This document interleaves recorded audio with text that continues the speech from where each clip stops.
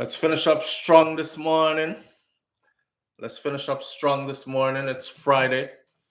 It's Friday, right? Let me check and make sure before we talk about it's a freaking weekend. Yes, it's Friday. All right. Morning thoughts. Shout out to the people going out to work this morning. Shout out to the people coming in from work this morning.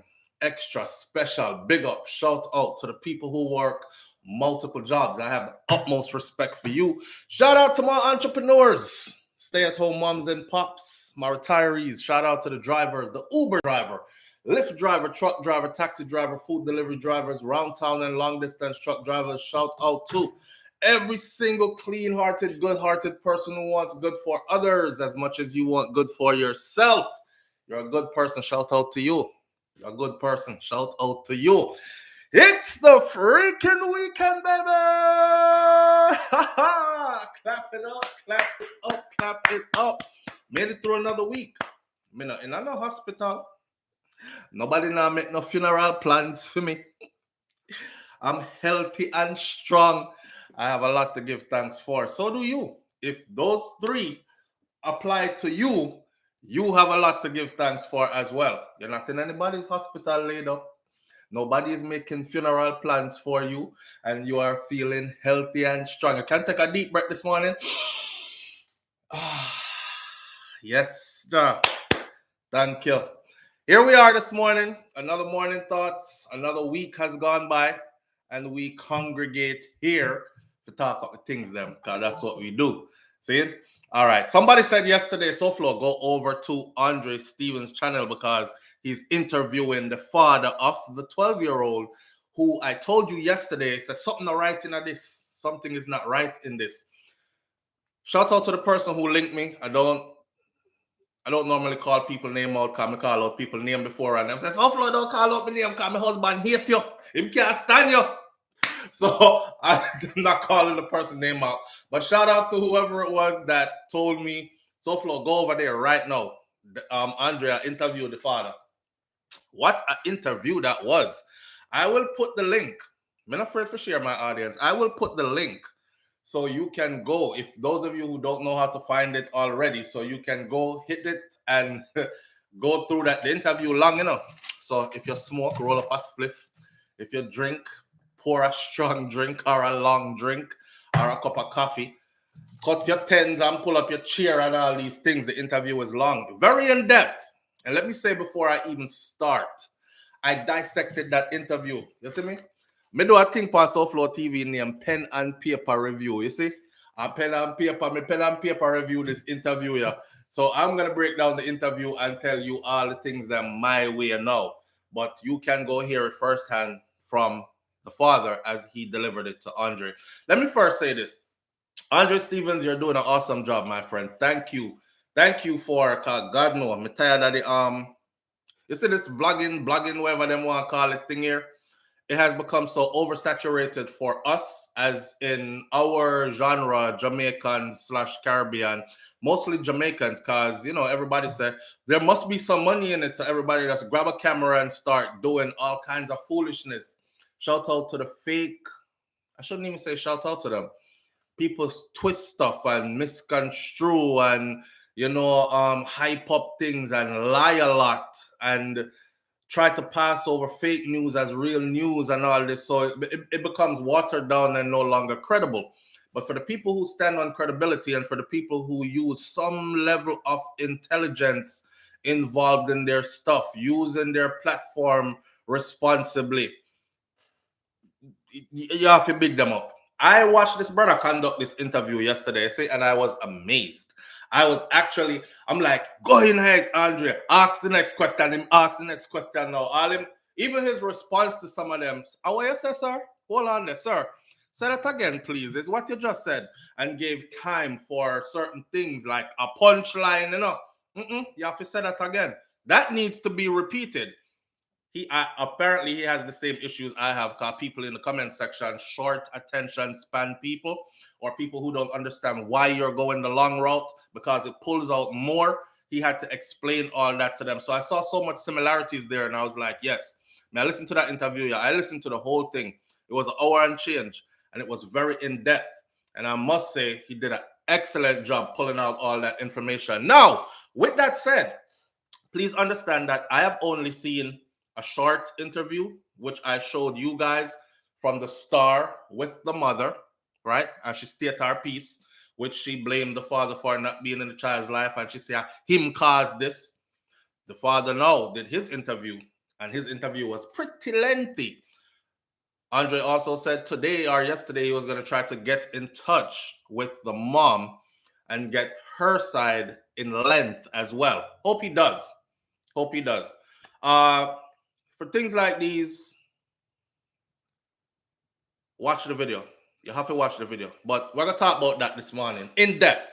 All the things I drew out of that interview, we're going to discuss. Fox Andre interviews are generally very informative and good, says Prillis123. Bro Shaka says, greetings and salutation. Good morning, fam. I realized the man who he was interviewing kept saying ma'am to him and instead of sir. And I was like, yeah, neither here nor there, but okay. He was getting the job done. See it? Beachy Stout. These are the things we're going to talk about this morning. We're going to dissect. We are going to dissect that interview. That's one. Beachy Stout now has a court date set. It's been a long time coming, right? It's been a long time moving forward. My Jamaican brethren, them, the brother them right now, I say, oh, I feel that coming, something them my youth, especially when they talk about man coming, Beachy coming. Why? Don't do that. All right. Anyhow, it's been a long time moving forward with this thing here. So Beachy Stout now has a court date, but there is a no, just like that. No from the judge. There's talks of secret witness and statements that have not been unveiled or unsealed as yet, and we're going to get into the details of that. And then, of course, we're going to talk about Bob Marley's granddaughter who showed up with Kanye West at some fashion event with a White Lives Matter shirt. All right, those are the three things that are on the table this morning. White Lives Matter. They do. We're going to talk about that though. All right, so here we are. Why for everything they soon have no words left in their vocabulary. Kai Jai. You know how them do already. You know, it's why for everything. Why, my youth? You can't say that. It's been a long time coming with Beachy. No, that sounds like a wife for real. It's been a long time coming with Beachy. No, my youth. Why? Yeah, why? Big why? Big what heap of why?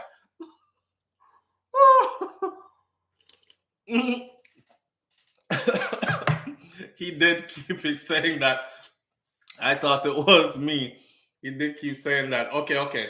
All right. So I could pick up some people this morning and get right into it. No long talking. See? I had to raise up my chair a little bit just now. Here we go. Boy, laughing up because life will throw you them curveballs where you're gonna have to cry. Seymour, big up yourself. Thank you for being here. I appreciate you being here. June O'Brien, thank you for being here. I appreciate you being here. Audrey Wright, big up yourself. Perlis123. King Biggs is in the building, says morning from Kaitai Jai, Empress Dan. Big up yourself, my sister. Thank you for being here. Up. Lisa Watkins is in the building this morning. Thank you for being here, family. Roxy21 there this morning says up. Good morning, everyone. Janet Stewart is here this morning. Main one is here. Star K there. Guava 876. Mr. Article Don is in the building. Bro Shaka there. Bro Shaka, big up yourself. Blessed Love SouFlo. Marilyn Grant is in the building this morning. Good morning, and it's the weekend, baby. Brummel Wright is here. Good morning, family. Jane Ander is here. Mervyn Point, Jamaica Curse says festive Friday, family. Lulu Ridges is here this morning. Donna Davis is in the building this morning. Same to you and your family too, Donna Davis. Bro Shaka there, as I said before. Purple Royal is here. Karen Notice says, good morning, SouFlo and the family and everyone that's tuning in. Up. Blessings to all. Nicola Coleman is in the building. Julie Tapper is here this morning. let me see, who else? Oh God, the thing run gone left me. If I didn't call your name, then you already know how it go, right? Asarin, Odetta, Audrey Wright, Jane Ander, Dorothy T. Big up yourself. Dorothy T says, good morning, SouFLo and family. Back home after 2 months away. So I'm giving thanks. Dorothy T, I hope you were away for 2 months because of something good, like you were vacationing and something. I don't want to hear say you did in a no hospital or anything like that for 2 months. Virtuous fire there. Morning thoughts, morning thoughts, morning thoughts. It's the freaking weekend, baby! Ha ha! Clap it up, clap it up, clap it up. Listen, one of the most exhilarating feeling I get. I'm stepping through the airport, Kingston Norman Manley International Airport. I'm here. Morning thoughts, morning thoughts, morning thoughts. You want to see me? I was like, who that? But yeah, visiting your mom and siblings in the UK.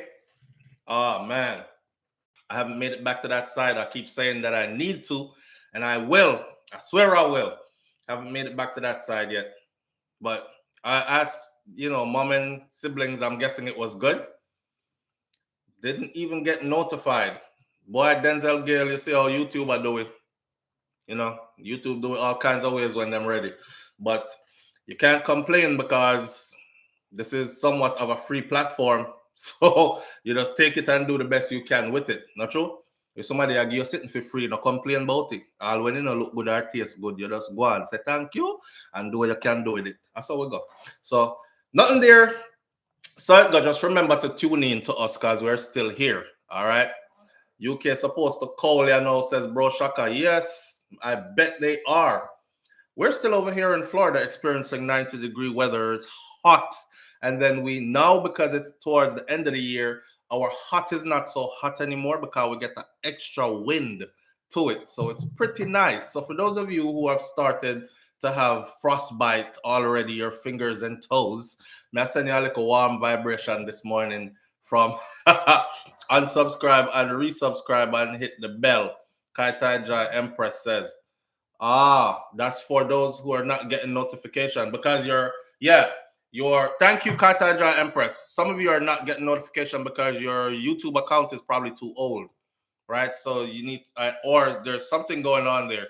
You unsub, wait like 30 seconds, resub, and then hit the bell, and then click when you hit the bell, you have to hover over it, right? And it will give you choices.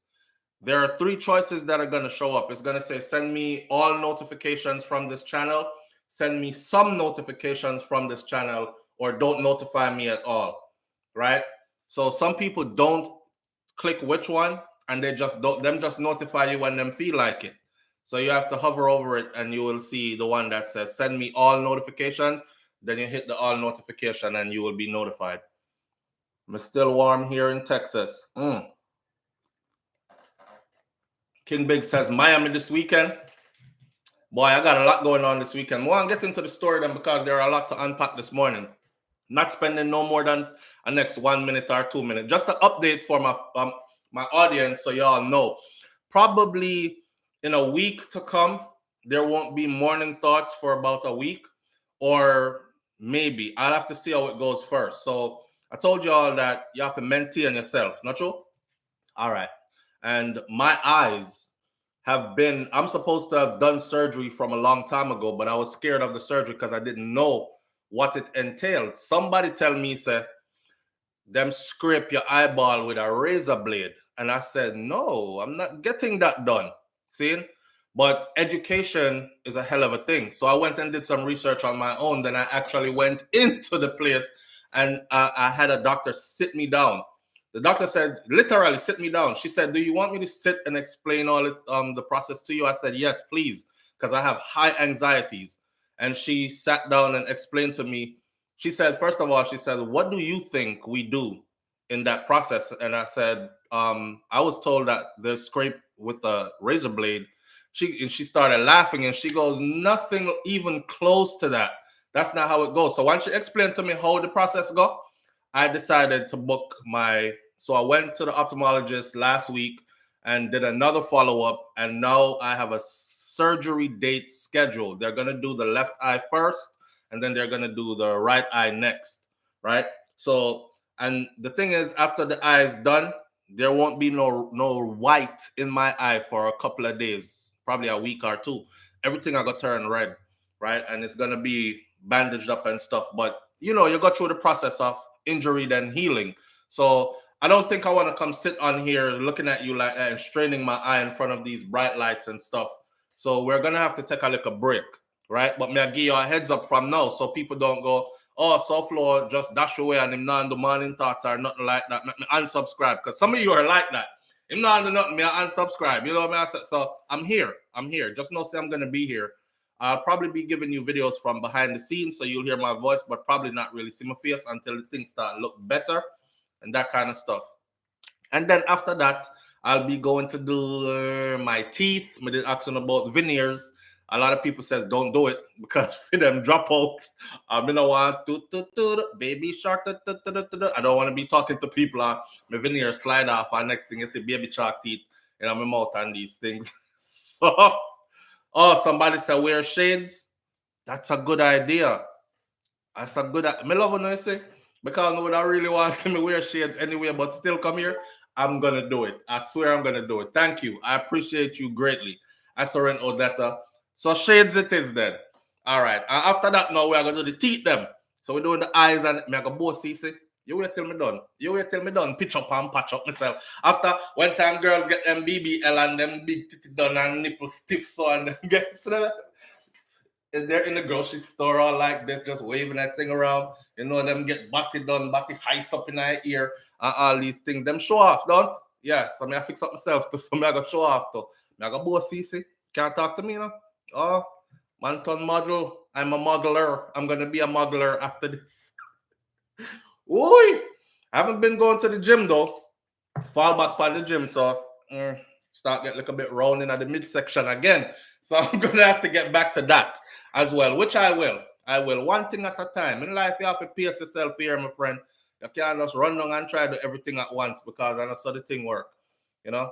I don't want do this, and that at the same time. You have to take your time. One thing at a time, not true? Which is what we're going to do. All right, we could get into one of these stories. Which one do we start out with first? Do we start out with the 12-year-old's father's interview? We're going to dissect that. Or do we start out with the Beachy Stout information? Or do we start out with Bob Marley's granddaughter, Selah, and her White Lives Matter shirt? Where do we start? Karen Notice says, I got my eyes done. No, I don't have to wear glasses anymore. I've worn them since I was 12. Good God. You see? It's like a miracle. Not true? Take off the glasses there. After since you were 12. All right, so majority of the people are saying the 12-year-old. Okay, right into it I go. People, let's unpack. And again, shout out to Andre Stevens. I am Andre Stevens is his channel. When you find good channel, you have to big them up, or else you'll get drowned out by the nonsensical materials that are out there. I am Andre Stevens on YouTube. The title of that video is Jamaica in 60 Minutes. 3 exclamation marks. And then it says, father of suspected suicide 12-year-old speaks out. That's the title of the video. When we're done with all this, I will also go get the link to that video and I will pin it in the comment section. So y'all just scroll back up to the top and just hit that link and you will go directly into the interview, right? He started the interview talking about other things that didn't have anything to do with it. And a couple of minutes into the interview, he went into talking to the father, all right? So if you click on it and you don't hear the conversation there, you're on the right video. It just didn't start right away just like that. So the father was, this is what I gathered. The father was in the military in the UK. He had some issues, personal issues, which led him to drug use. So the father was actually using drugs, and I mean heavy drugs. because Andre asked all the right questions. Again, he went into asking him, so you drink alcohol? Yes. You smoke marijuana? The answer was yes. Me I said to myself, say, a regular something that him said, but did you do any other kind of drugs? Because, you know, rumors out there is that you were on drugs and so on and forth. The man was so forthcoming, right? He never hold anything back. He didn't hold anything back. You know, when some people are trying to tell a story, but they're trying to make themselves look good and then try to make whoever else is involved look bad, that was not the case. The man implicated himself in everything, throw all his own dirty laundry out there along with everything else. Very interesting interview.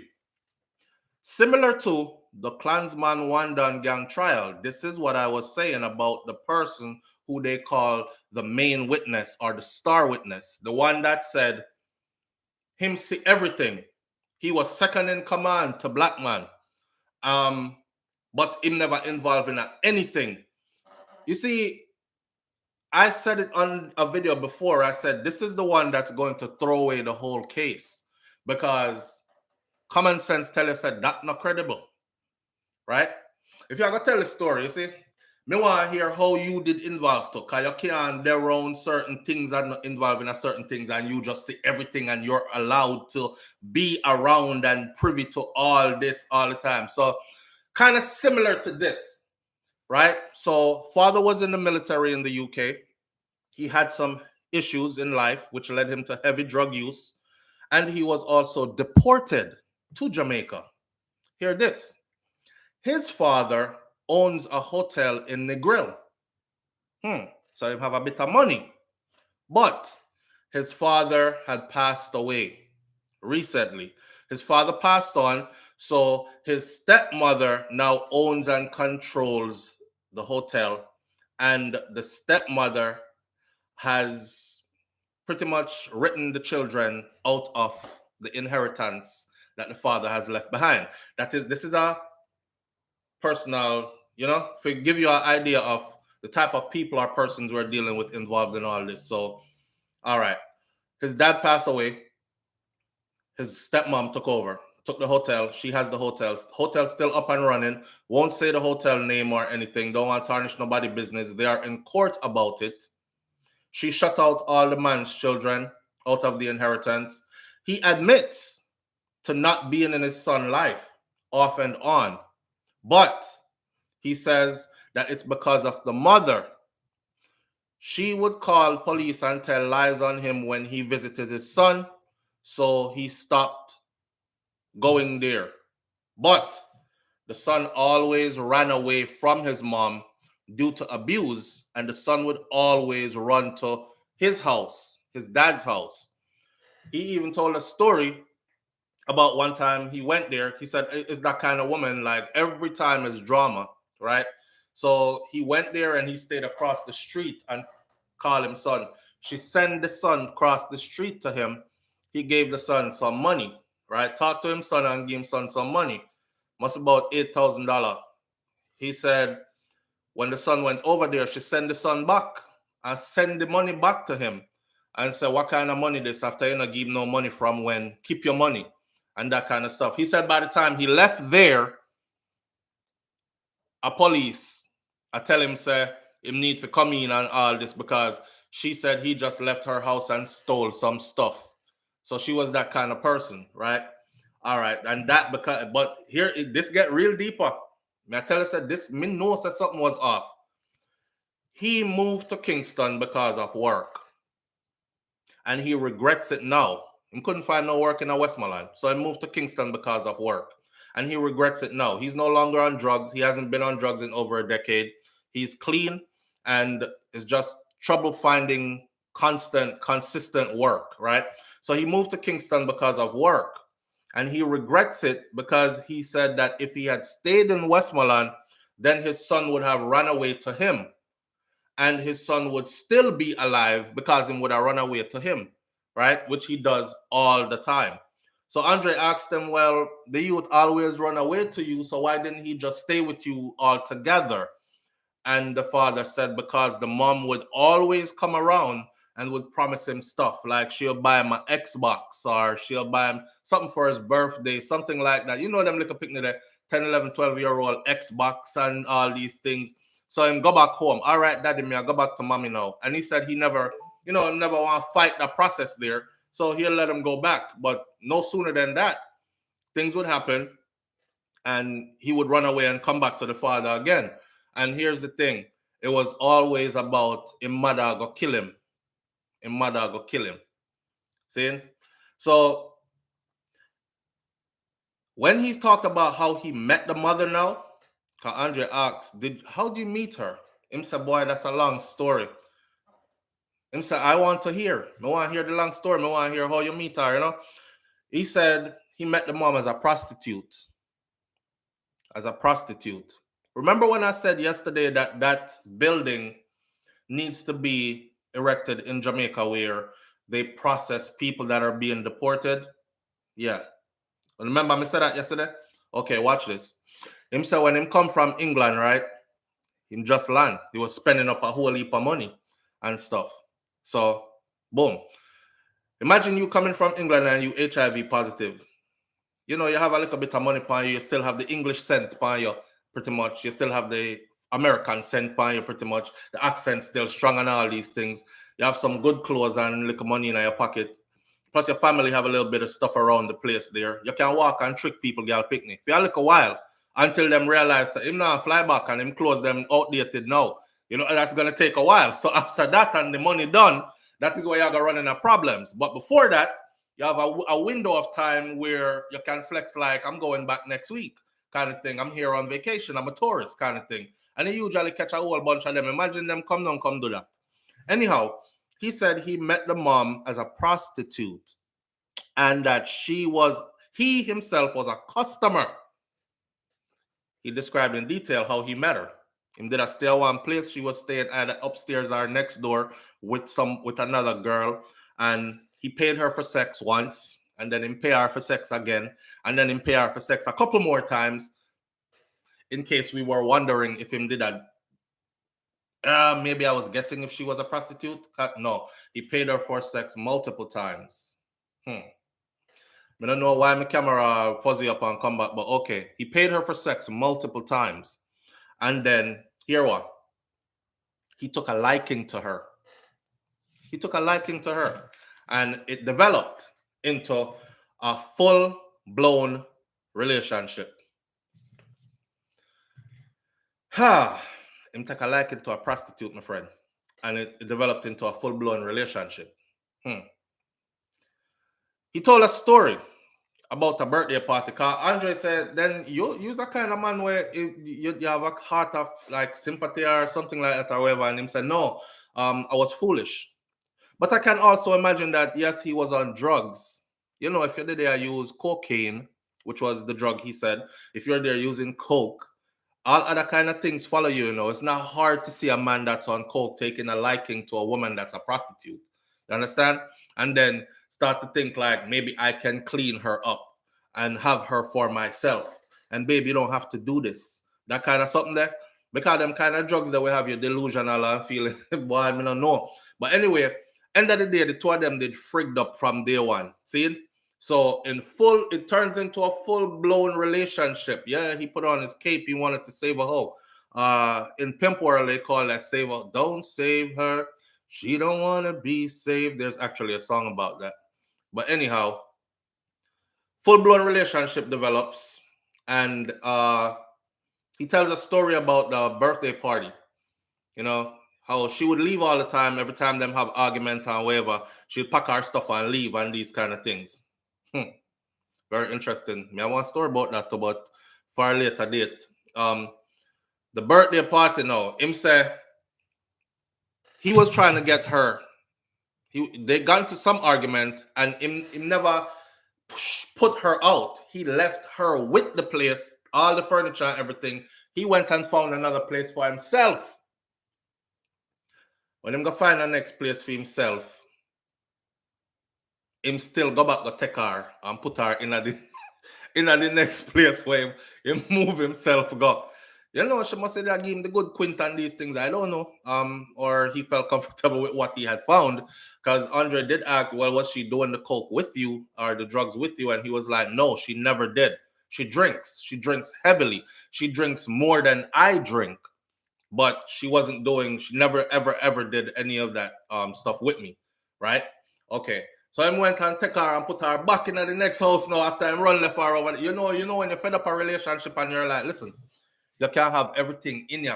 All the clothes, them. Anything, keep the fridge, stove, dishes, bed, chair, couch, everything. Me no want nothing. I'm out. And you just left. Two shirt, two boxers, two pants, one pair of shoes, gone.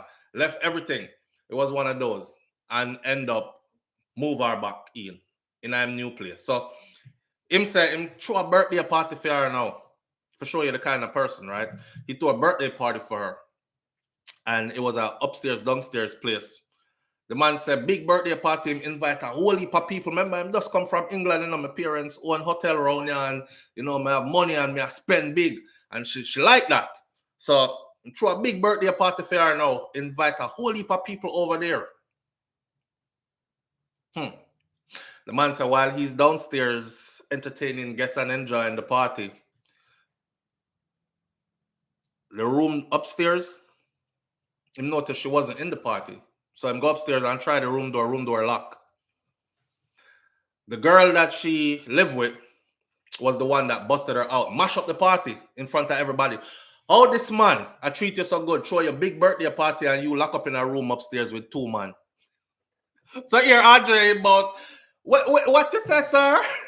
Wait, so she was upstairs having a threesome with him downstairs, you know. She upstairs to have a threesome. It didn't end there. So the man said the party mash up on everything because that's the kind of person she was back then, right? Crying. He said after that, the party mash up, so everybody who was at the party left and got scrub a dub. Andrea asked, when named Scrub a Dub? It's a long-standing club in Negril named Scrub a Dub. I think Scrub a Dub's still about. Long-standing club in Negril. So they went out and party and everybody, and then the girl who did I live there was throwing her stuff out. Him say the next morning as she that come back and she outside in front of the house a ball. She don't have anywhere to go. She don't have anywhere to live. And him say him heart softened for her and took her back in again. After me throw you big birthday party and you lock up upstairs at threesome with two man. One time. And me downstairs I entertain guests. No man, I couldn't take you back, but him say him let her in back again because while they were throwing her stuff out, she was bawling, saying she had no place to live. Very interesting interview, my friend. The part that struck me was that she never wanted the son. She did not want the child. She did not want that child. Maybe, this is my guess, maybe she was thinking she didn't know who the father was because she was having sex with multiple people at the time.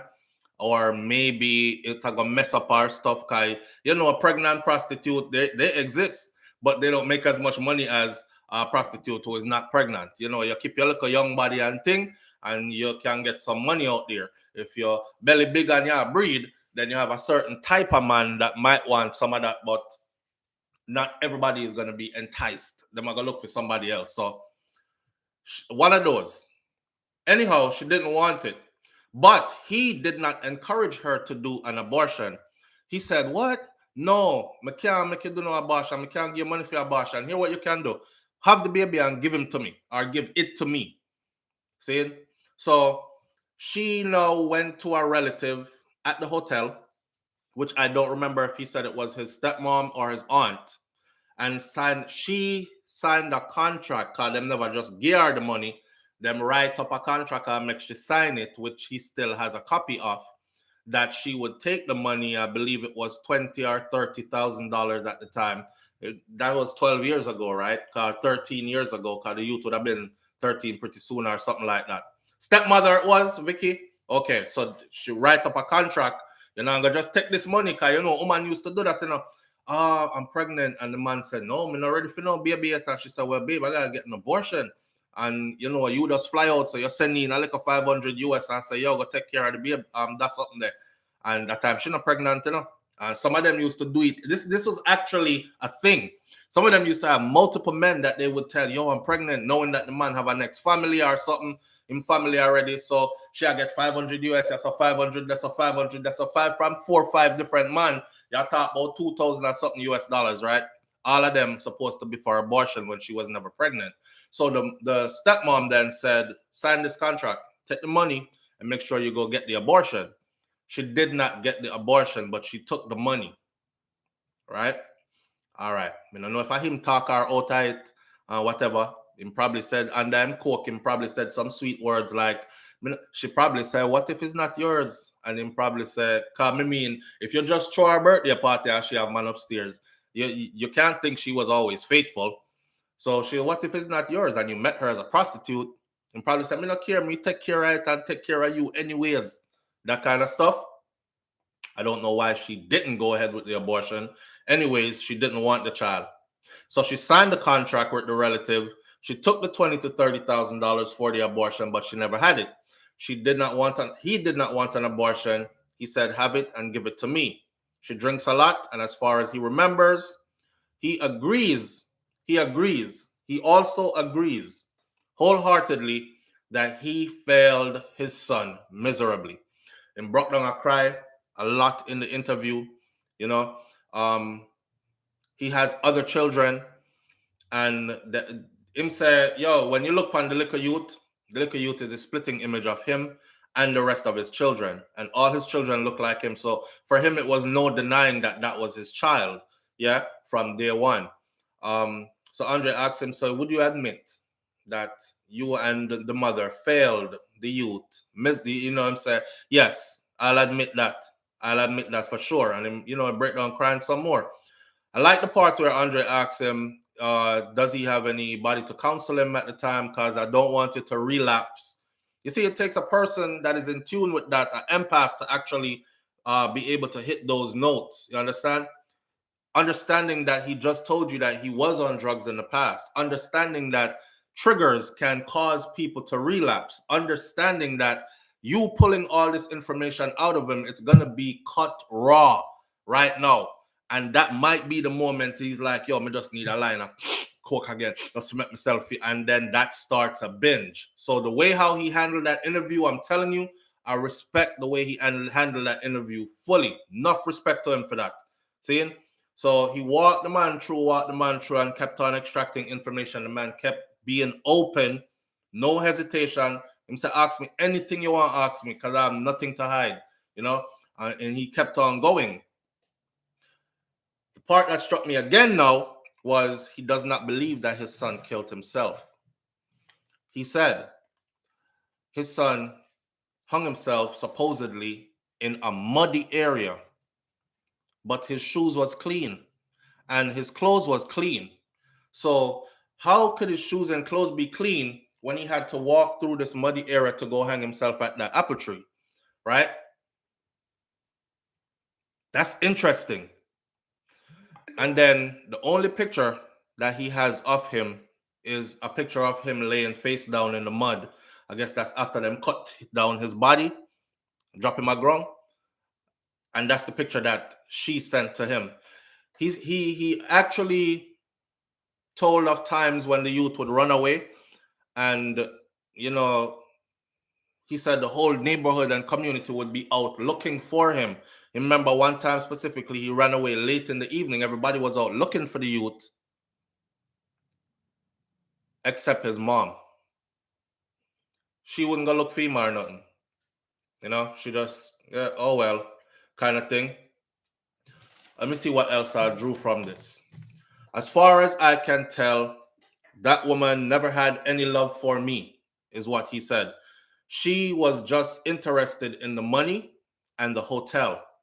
Because at the time I met her, I had just came back from England and I was spending a whole lot of money. Right? All right. The real reason now that he stayed away from his son, the mother, being vindictive, even made up a story and told the police that he the father, was molesting his son, his own son. You know that kind of remind me of? She tell the police that the father did not molest the son. You know that kind of remind me of that story I told y'all about before. A woman raised her 3 daughters them until they were in their 20s. Seeing? Before she brought them and their father to a talk show. It's a female that's the host of the talk show. Can't remember her name, but it's still out there on YouTube. You could go look it up. And she apologized. Apologized for what?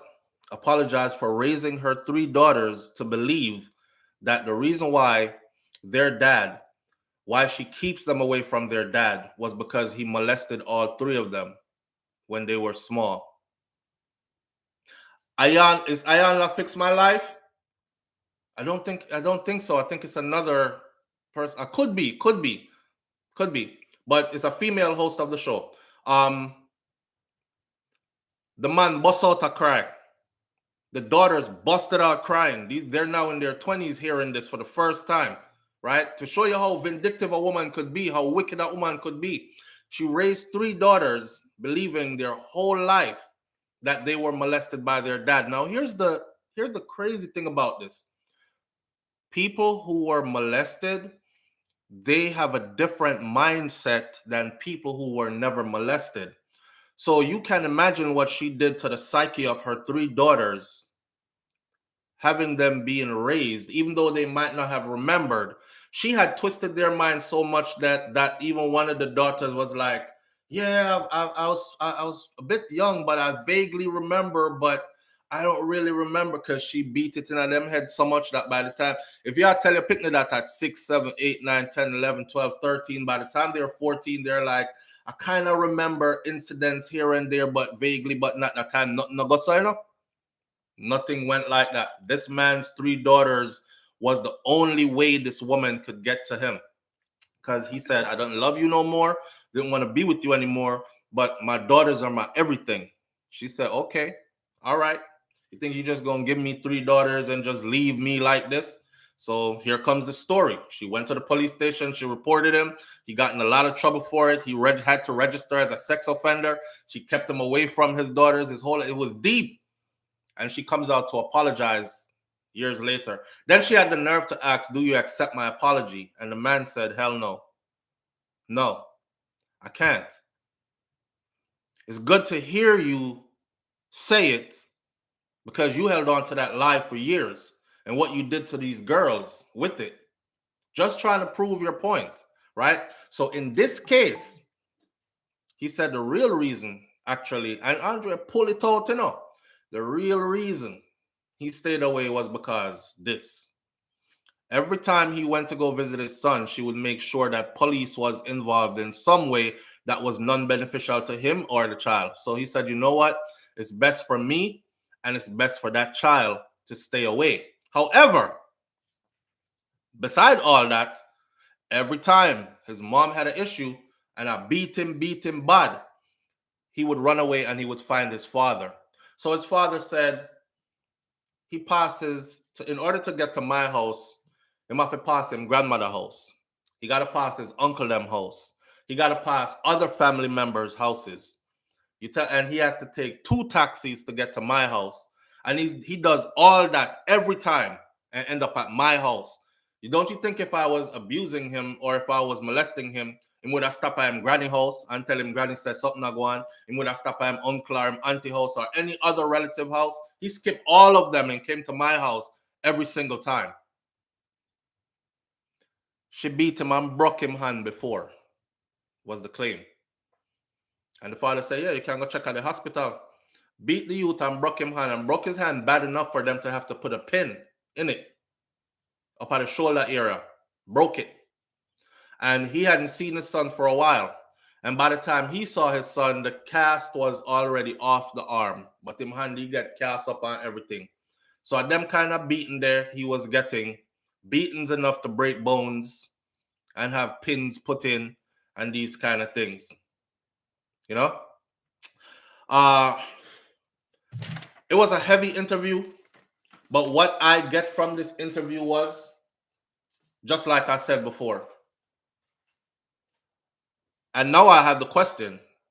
I said before something fishy about this, and now I have the question. She was so quick to blame the dad for not being there when she was abusing the youth all along, and it's recorded. It's recorded that she was abusing him all along. See? So now I'm thinking, is there foul play involved in this little youth's demise? Especially the part where the father said, and it's not only the father, but see other people put it on social media, and lo and behold, I just saw the picture. Was it a red shirt him have on or white pants or something? Lo and behold, I saw the picture, and the youth clean. Him clean. So if it's a muddy area that you are gonna walk through, if you go hang yourself on that tree, like I have to go climb a tree, you know, walk through on that tree there, or even if you're gonna stand up on ground, you're gonna stand up in the mud and throw a rope up, you can't height up yourself because human body ain't set like that. The minute you start to really choke, you're gonna let yourself down. So I'm have to go climb tree, and it looked like, I don't know, it looked like it was wet out there, like it was raining or something. So him clothes would have on some kind of something. The youth dry and clean. So that looks really weird to me.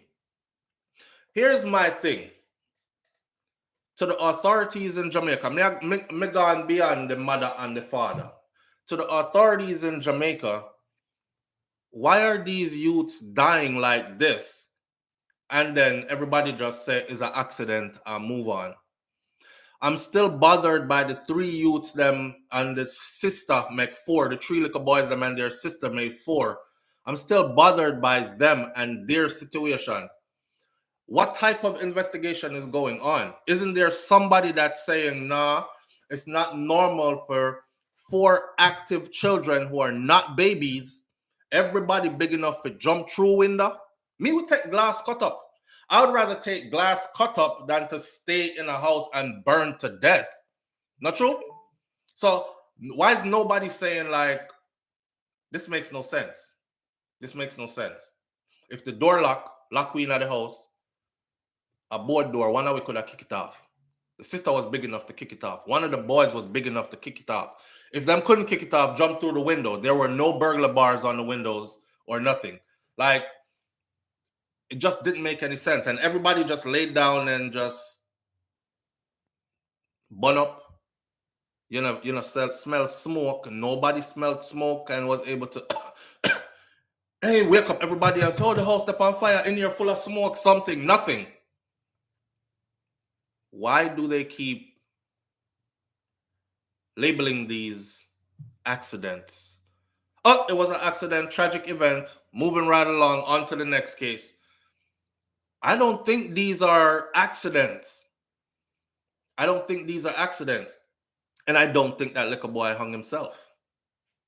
I don't think these are accidents. After listening to the father talk, I was like, yo, this is how you tell the truth, man. Majority of people, when they try to tell a story, they will always try, especially when they talk about past relationships, they will always try to cut out all the stuff that they did. Hence the reason I was saying like a couple of days ago, probably last week sometime, how come women, I've never heard a woman say, yeah, you know, speaking of my past relationship, I really messed up that one. I had a good man. Yeah, he used to do this, that. He paid all the bills. He never cheated. He came home on time, or he was always home with me. He used to compliment me every day. He used to this, that, and the other. Me never get a man there a compliment yet. Me make sure so when time him come home from work and broke him back all day, him say man have to go wash dishes, cook dinner, share it, can't come give me do everything, run down the picnic them, all that. You never hear a woman say all that, right? How they tell the story is I was traumatized and it was hell being with him and this and that. And yeah, I wonder well what him do. Did he beat you? No. Okay. What did he do? Too much fear to get into. So that's how people normally tell stories. A man will beat up him woman and everything. You never hear him come and say, man, I messed up that relationship bad. I used to punch her in the face and stuff. Sometimes I used to thump her in her back of her head. Do I hear that? Because I don't want to thump her in her face, you know? Bust up her face and stuff. Because police would have seen it. I used to kick her in her body and kick her in her ribs and treat her like, I used to abuse her. That's why I lose the relationship and she was a good woman. You never hear people tell stories like that. People always tell the story to make themselves look good. So listening to this man tell the story and the way how he implicated himself in every bit of it and fully accepted his blame and fully accepted his faults and his recognition for his faults. The part where Andre said to him, that is no excuse. That is no excuse for not being in your child's life. I thought to myself, this is the story of a whole lot of men. A whole lot of men. A whole heap of men don't tell suffer silently and can't say nothing. Because society has been geared that way to where they shouldn't say nothing. You know what I mean? Just shut up and suffer kind of thing. You have a bad woman, me don't know where you get that from because no woman no bad. And these kind of things. You know what I'm saying? Anything she do wrong are because of you. Are your fault. Are you do something make she do that wrong. That kind of stuff. So on that note, I've drawn my conclusion. I mean, after hearing what the mother said, ain't much more she could tell me unless she's gonna go into refuting or rebuttaling whatever he said about their past.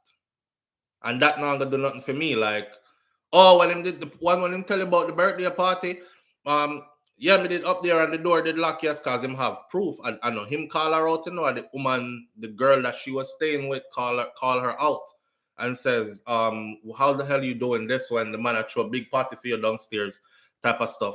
See? And expose her and she come out of the room. So I mean, when you have proof for your stories, what more can people say?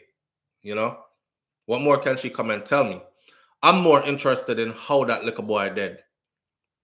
And the father said him can't see him son do something like that because he wasn't that type. Even though I've seen suicides go down, and you know, you might say it's always hard when it's a family member, especially when it's somebody close to you, because you really look at them like, nah, I'm not thinking him would have do that. You're left as the remaining family member thinking he would never, like my brother would never, or my sister would never, but they did. They did. Sometimes people suffer in silence and they put on a big smile and they act like everything is okay. The liquor youth probably couldn't take no more of the foolishness. You know what I'm saying? Couldn't take any more of the foolishness. On top of alerting the authorities in Jamaica to do thorough, proper investigation into these cases, I want this to also be a lesson to adults out here, including myself, and the woman when me I have picnic with and the woman them that I'm having children with. Me not left myself out of it either. When we as adults make our decisions to satisfy us, we did not consult those children. When you started making those children, it was your covenant to God. It was your responsibility, and it is your responsibility now to make sure that these children are secured. You understand? So you might have to go put up with some things, whether it's close or you have to remove yourself, but still be around. But you have to go put up with some things, then I saw it go. You have to go make some sacrifices, then I saw it go. It was your doing that got these babies here. It was all good then. So when the shit hits the fan and things get sour, don't run away and leave these children. Put up with it. Right? Put up with it. I can imagine, like the story of many men. I've had guys call me before and say, SouFlo, how come you always talk about from woman's perspective and tell woman for run and all this? How come nobody now talk about the woman them when mash up good relationship, chase away good fathers from them picnic? Because she tired of him, right? Not because he's doing anything, because she tired of him. Me don't know, the journey get long. It start look long. Everybody excited when relationship just start. As time goes by, you're like, man, it's been 4 years, 5 years, 6 years, and I start getting bored. 7 years. We keep doing the same thing over and over and over and over again. I can't really see myself. I do the same thing over and over and over and over and over. This is like steak every day. It was cool when I wanted steak, but now you're feeding me steak every day. Can I get something else? You know, that's how relationships end up being. That's why people have to get on point. That's why people have to consciously put effort in to refresh and renew and take a break and put it back together and all these things and keep it exciting and all these. Let's have to end up left each other. And a lot of people go through that process and forget about the children. Yeah? You say you love the kids. Well, show them, because love isn't a speaking thing. You not just say you love and you actually love. You have to do love. See? You have to do love. Come on social media and tell everybody how of a good mom you are or how of a good dad you are. That don't fix nothing. Your kids don't care about you and your social media and how many people are gonna give you a thumbs up or a like because you lied and told them how good of a parent you are when you're the worst friggin' parent behind closed doors. You know? So straighten up for those of us who are still here. This little youth, 12 years old, so handsome, looked like he could have been my son. So promising, intelligent child. And like that. And you get to tell a long story about how you frig up the youth life. It was frigged up from beginning, my friend. As sad as the story is, I give the father credit for not trying to make himself look good. It take a lot for a man to say, yeah, man, me did up on drugs. Me did up on heavy drugs, bad drugs. I was messed up. Yeah, when I come back from England, me that spend a whole heap of money wildly and all this things and just tell everything by yourself, including everybody else that was around. He seems credible to me. The reports are according to him, you can trail because there's paper trail to all this. The reports are at the Little London police station in Westmoreland. See? Adults, we have to do better. Another thing I want to say is, don't have no kids if you're not ready for kids. And don't listen to yourself and just say, oh, I'm ready. No. Actually, make sure you're ready. Make sure your mind space is okay. Okay? Make sure your mind space is okay. That's the most important part. Yeah, I know I talk about the financial part of it. I know why you youth them come suffer because you can't afford good things for them and all that. But I've seen people make it out of poverty, and I've seen poor homes, poorly constructed structure of a house filled with love and togetherness and support. You understand? So I'm not really about that. Because as long as you have foundation, love, support, you can make it past all that. Where you started is not where your whole life is. That's just where you started.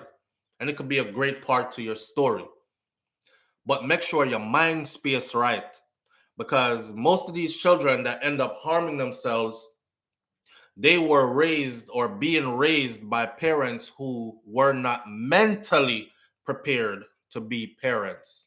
Not even the physical part, as in money. They were not mentally prepared to be parents. So in every instance, they ended up choosing themselves over their child. Even though them tell themselves, carry to the grave, I'm the best parent ever, I love my child.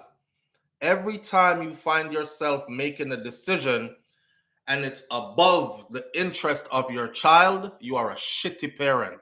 Remember that. Be able to look yourself in the mirror and say, I'm a shitty parent, and I know it. Pardon my language, guys. I'm a fucked up parent, and I know it. Look yourself in the mirror and say that. Don't look yourself in the mirror and lie to yourself. Look yourself in the mirror and say that. And once you're able to do that and be honest, you will start to change, because nobody wants to look in the mirror and say that about themselves. So you will start to change, so that the next time you look in the mirror, you can say something different, like, Man, it's been rough for me. I was a bad parent, but I'm making strides. And I'm being a better parent now. Haven't been a bad parent in a while, and I want to be better. The mind space has to be right to be able to get to that kind of level of development and maturity to be able to put these babies first. All times. If you are a parent and you ever make a decision that is above the best interest of your child, you're a shitty parent. Whether it's a small decision or a big decision. See, and that me get from this. Don't let that little life, this little youth life be a waste. We can all learn lessons from these youths, whether they're alive or they passed. But again, I'm calling out to the authorities in Jamaica on a have to do better investigation. Shit like this won't fly in the US. It won't. May I tell you? They will want to know how the hell he got through mud and ended up in the tree hanging by his neck clean. How do they pass that in Jamaica and don't ask? Why am I not seeing a headline that says investigation is going on, something looks suspicious, something? Come on, man, hype me up somewhere, make me feel like we're gonna do something. Maybe they are. I mean, the incident just happened, but I'm not taking it for, oh, he just killed himself. And her backup story is he's always been suicidal. And in the process of her telling that he's always been suicidal, she forget to tell we say she beat him and broke him hand already. Say pin did have to get inserted in her arm.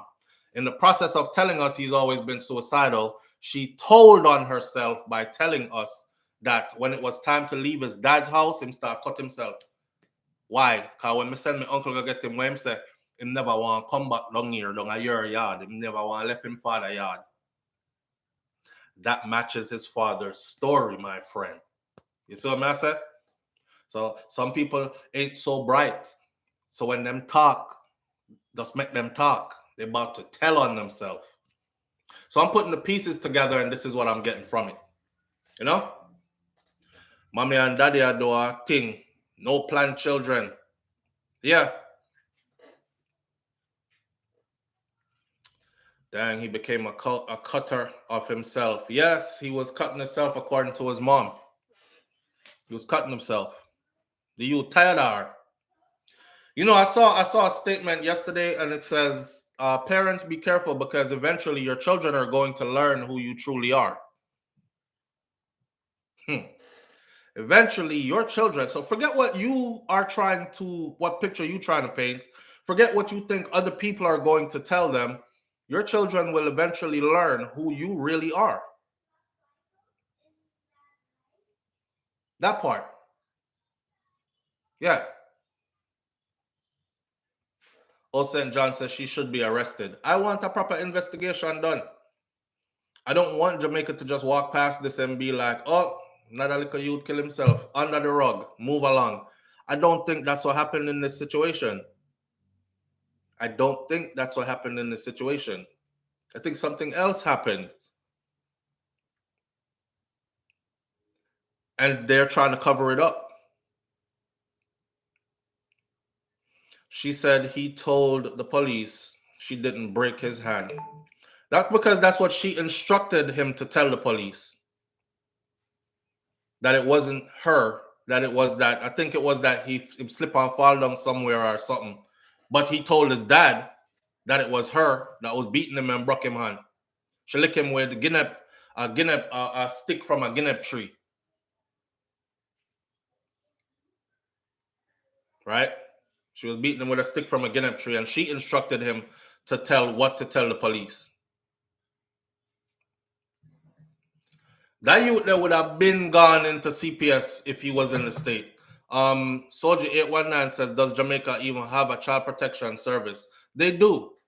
I don't know too much of it. I know that they have. I saw a video and I took the clip because I wanted to put the information out there. They had just finished these beautiful living space for women with children who are running away from abuse. You have a madman where you breed for, or a madman where you get some pum pum and now him want to kill you and you have to take for yourself, they have a place for you in Jamaica for that. I think it was Olivia Bobsy Grange was doing a walkthrough of the place. Beautiful place. But of course, they never said the location of the place. They said in order to access it, get in touch with so and so. I write these things down so I can bring it to you, but I write down so much different topics, sometimes I just lose it, on paper. But they have these things in place in Jamaica. They have child protective services in Jamaica. They have orphanage.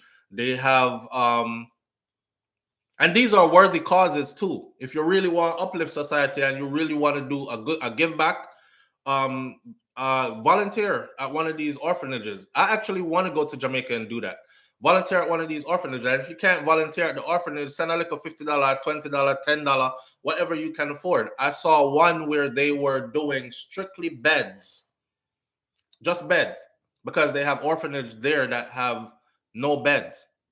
And just visit the picnic them, one picnic said the first time he might get him own bed in ball to have him own bed. And they put in like 8 beds that day.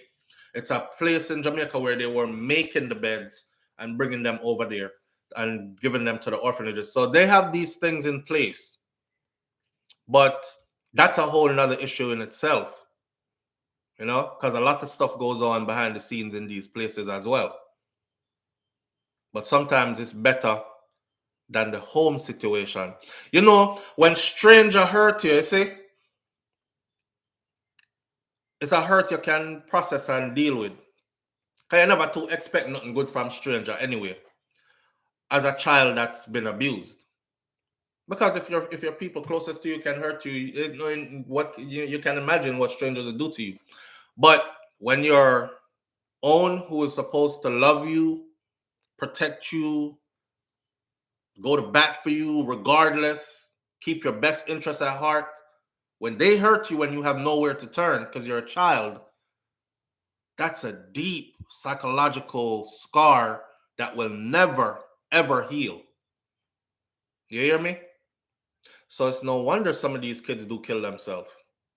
But some of these things are not kids killing themselves. These things are adults killing these damn kids and getting away with it. Tired of this. Tired of this. Kill me, kill him. Now I'm free and single and can move on with my life. It's crazy. It's crazy. So, as far as the little youth to go, I'm hoping Andre gets the other half to speak. I'm hoping he gets the mother to speak, and I hope she speak like how the father was open and speak, because I have my notes already for the father, so I will be comparing side by side and dissecting, and she better come correct. Her initial interview with the Star gave her away from me. And it's funny because that information actually validated what the father said in his. That part. You know what I mean? A pleasant rain beating on the roof morning from yard. NS, you're in paradise, man. Big up yourself. Soon come get my share too. How can a mother look in the eyes of her child and kill him? The same way a mother can look in the eyes of her child and watch the picnic cry and don't even try to figure out why they cry. The same way a mother can just dismiss their children. The same way a mother can just make tablet and telephone and these kind of things raise their kids while they pay them no attention all day. Me see a little girl I talk like so she is the phone. Hi, my name is, because that's all she do all day.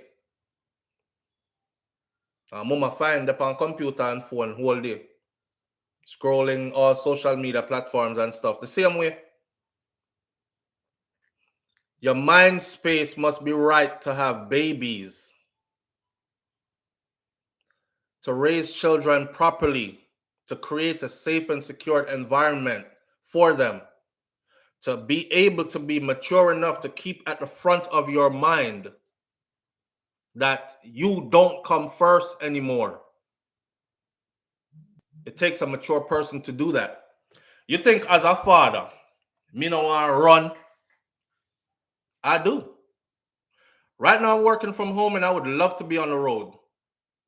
I would love to be gone. I love traveling. I absolutely love traveling. I get to see new faces. I get to see new facilities. I get to see new treatment, like new ways of implementing treatment. I learn new skills. I come across different cultures, and I'm doing this at 13-week intervals at a time. You know what I mean? That's like 4 times a year. I could be in this place, then that place, and I'm looking forward to going to the next place. But my kids. So I have to be like, my children need me like now. And I have to be here like now. So I have to put my pleasures aside. You understand? May I end a part of the show here with this. We not brag or nothing, but when you have your little degree, sometimes if you encourage your picnic them to go to school, because when you have your little degree, nobody can take it from you, and you can take a break and focus and then remix it and go back. So I have to tell myself, like, all the things I love to do, they're not gone forever. I'm just taking a break and we're readjusting at the best interest of these children. See? Boy, if your headspace not right, don't have rotted children. That's how I'm gonna say. If your headspace is not right, don't have picnic. Because you're gonna hurt them. You're going to hurt them. All right. Moving right along. And don't forget, I will pin the video so you can go over to Andre Stevens' stuff and you can listen for yourself. Because I'm still not telling you everything yet. You have to listen in detail. For those of you who saw it already and watched it, listened to it already, good for you. For those who didn't, I'll definitely do. On to the next one now is Beachy Stout. I know, sir, we do these stories and then we do follow-ups. That's why we tell people like, comment, share, and subscribe. Hit the subscribe button, but hit the bell next to the subscribe button. Hover over it and click the link that says send me all videos. That way you're notified when we do an update to the story then. Any story we ever cover, we do an update to it all the time. Where is it now? Where is it? Where did it end? Who got sentenced? How much years them get? All right. People been asking, so I'll go on with the Beach Stout case because it's been like 2 years already and we're not hearing nothing. And one of the guys that he allegedly hired to kill his wife, he already testified before a judge in court and he already got sentenced. And he's been doing his time. He's been doing his time for like a year now, if I'm not mistaken. So how come the main culprit hasn't gone to court yet? We were asking, right? All right. Well, here's the update to that.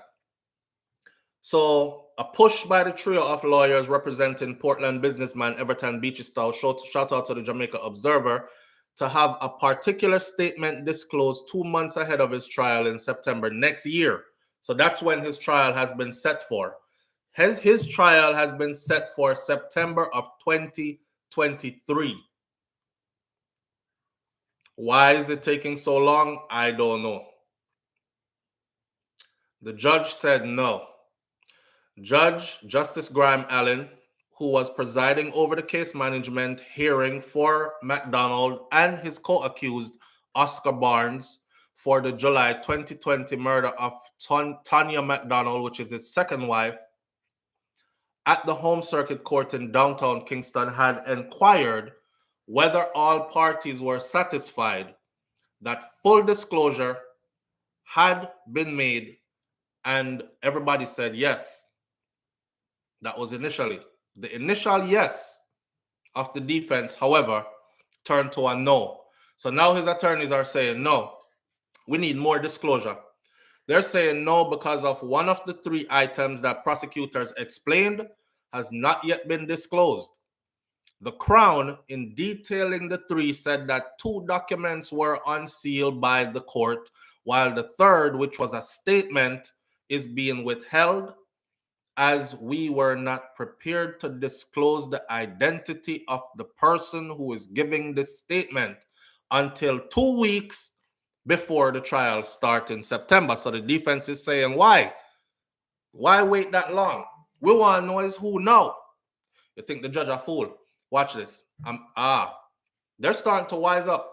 Defense attorney Earl Hamilton, who along with attorney Courtney Rowe and John Jacobs represents McDonald, he has 3 attorneys representing him, in attempting to pull back on the agreement that they were all fine with everything that had been disclosed so far.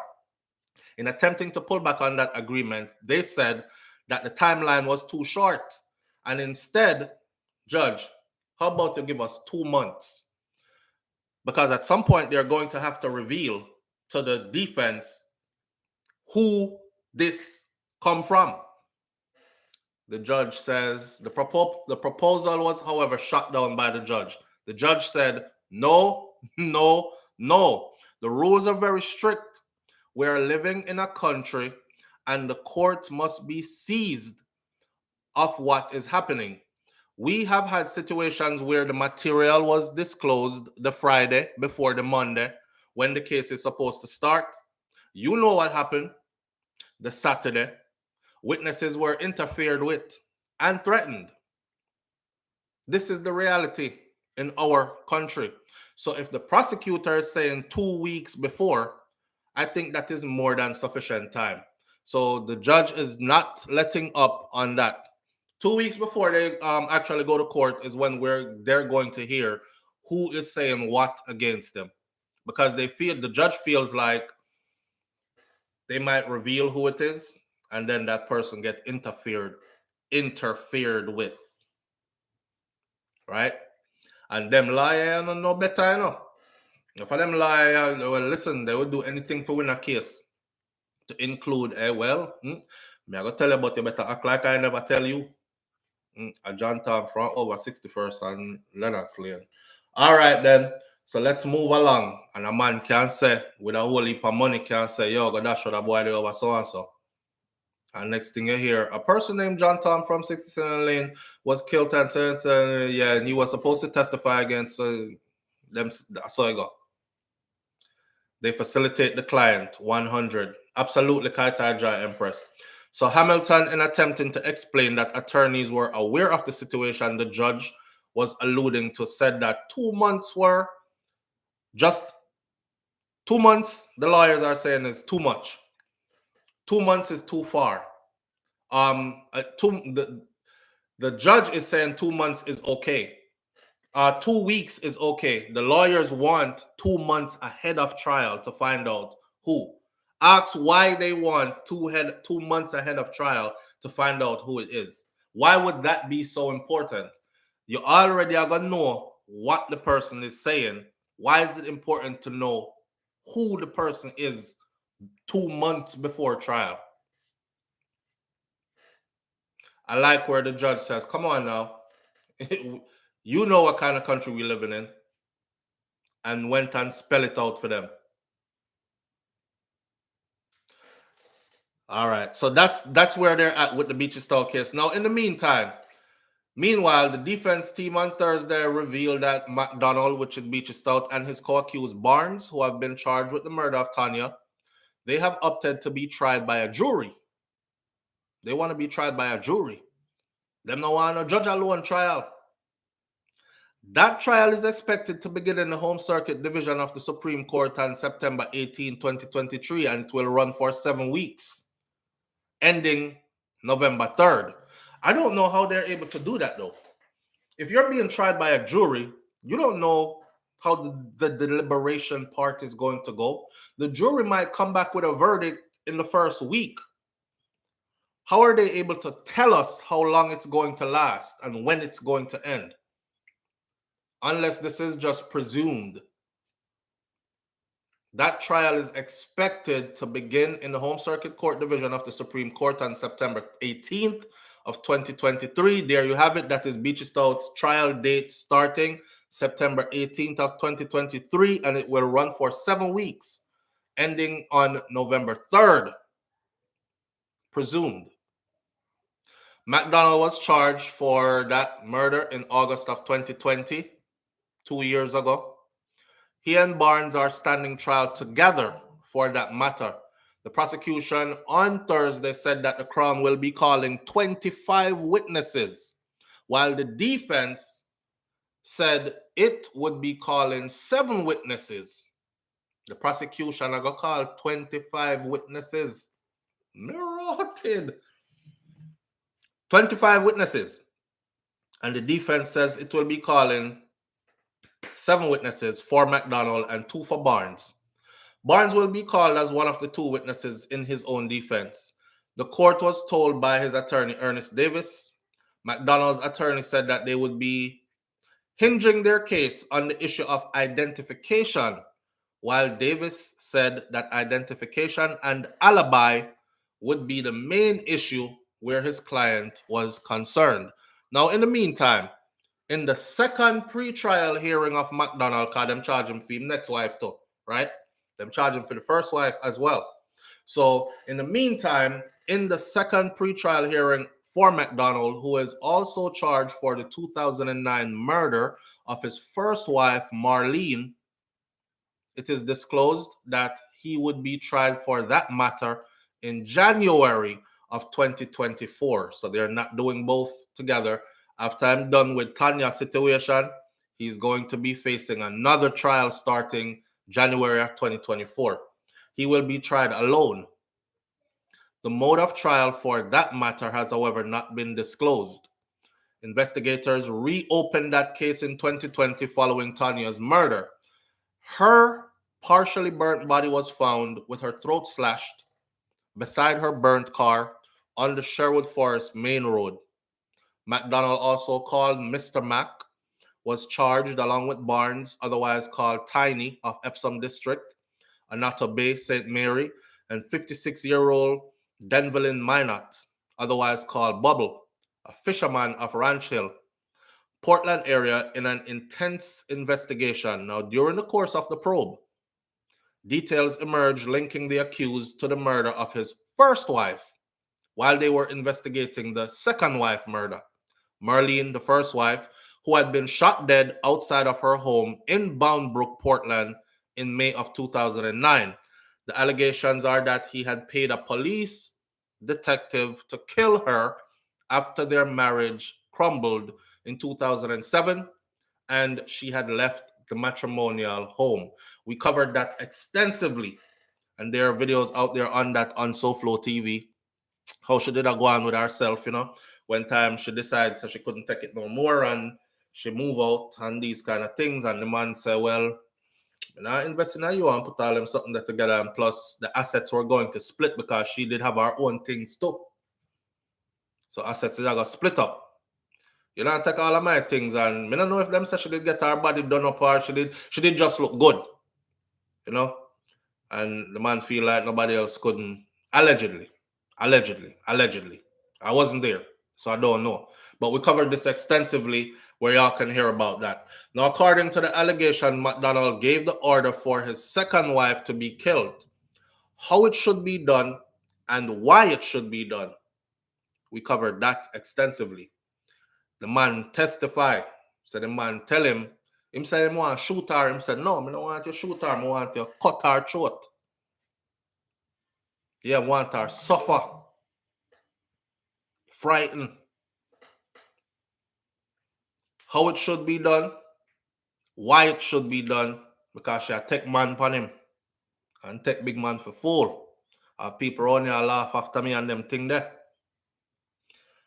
McDonald is being alleged wanted her to be stabbed multiple times instead of being shot because the first wife had been shot and he did not want the second killing to lead back to him. Because if 2 wives get killed the same way, it going to start look suspicious. That was the main reason, according to the dude that testified. First wife get shot up. I don't want them lead that back to me. So I don't want to shoot her. I stab her if I go do it. McDonald is alleged to have told Minot that he would get $3 million Jamaican dollars to commit the murder. Minot in September of 2020, appearing before the Home Circuit Court, said that he participated in the murder of Tanya. He told the judge, I participated in the murder of Tanya, judge. Remember when him said, me make she go up there because I told she trust me? Because if I never that, she wouldn't go up there in a them part there.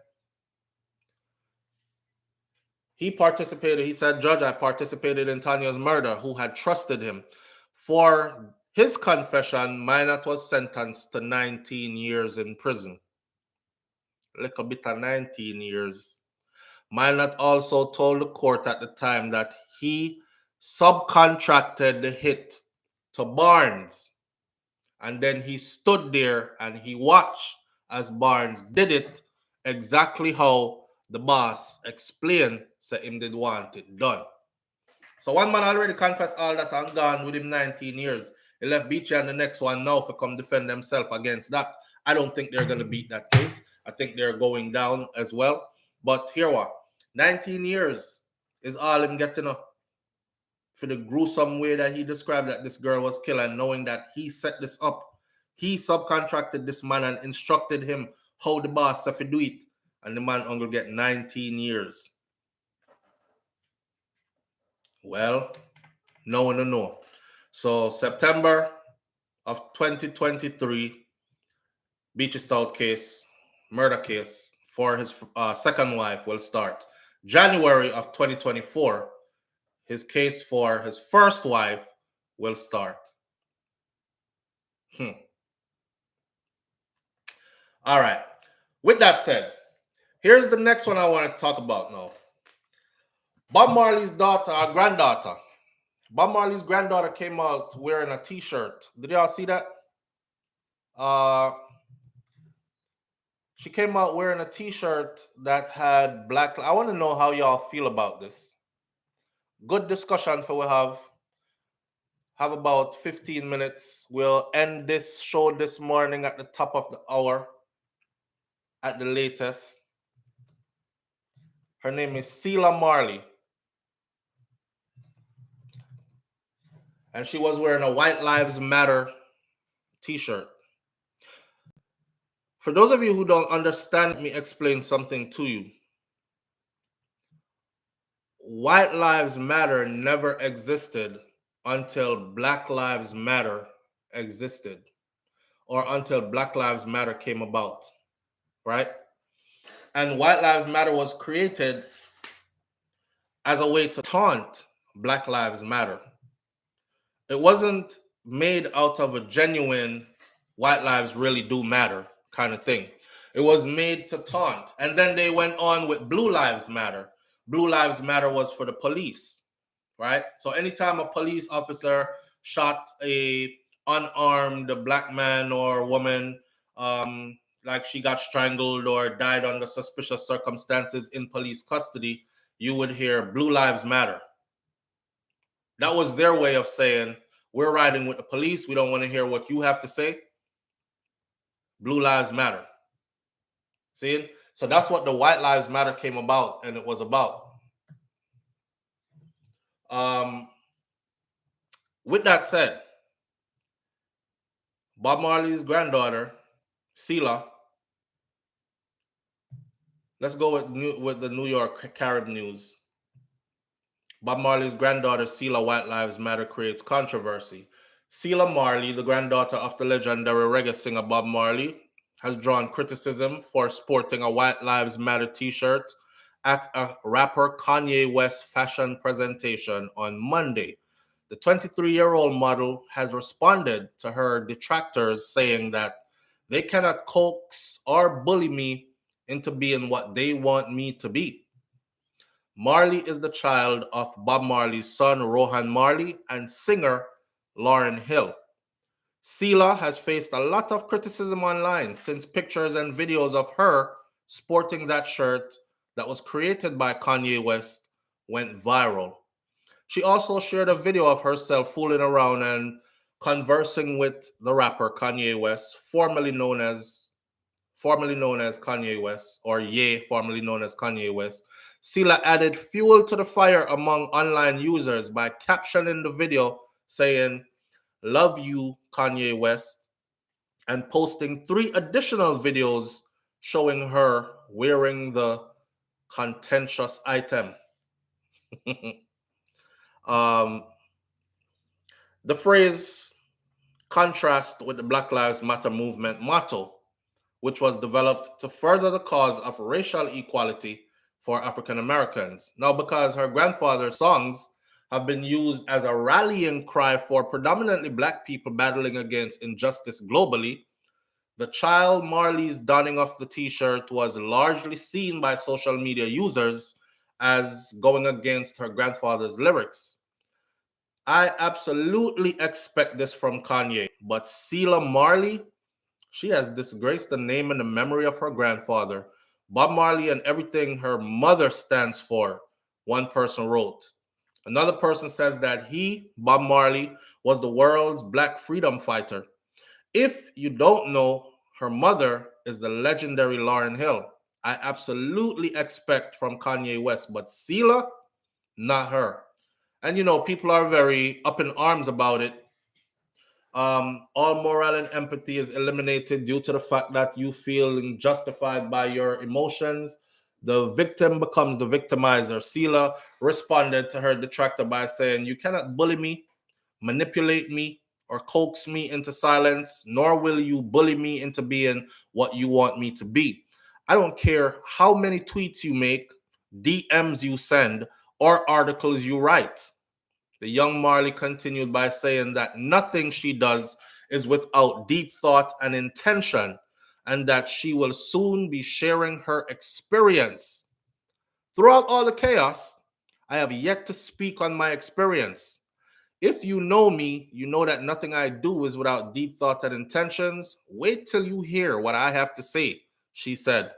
Selah appears to have messaged Kanye West in a later Instagram story post. Selah posted a screenshot of the message with the caption, "I think he's sleeping, but I'm ready for us to have the conversation. Tell Kanye West to text me when he wakes up so we can continue to move this conversation forward and provide the necessary clarity, depth, and healing that we are collectively in need of. Love you guys, regardless."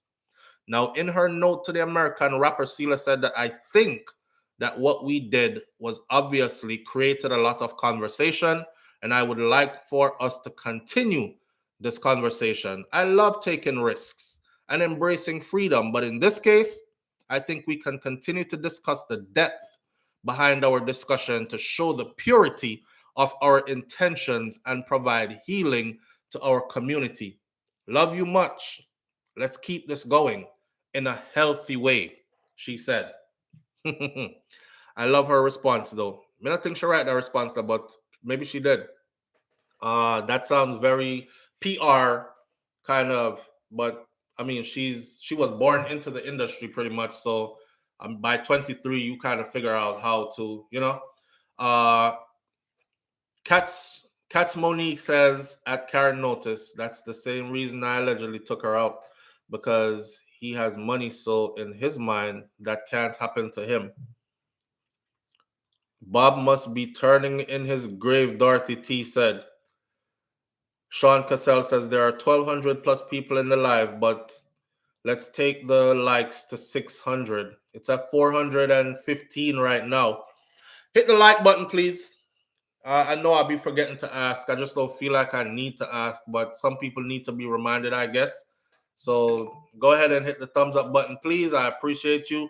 When you sell your soul so you can spare yourself from the hanging tree, keep on. As Robinson said, this is when you sell your soul so you can spare yourself from the hanging tree. Very interesting. Very interesting.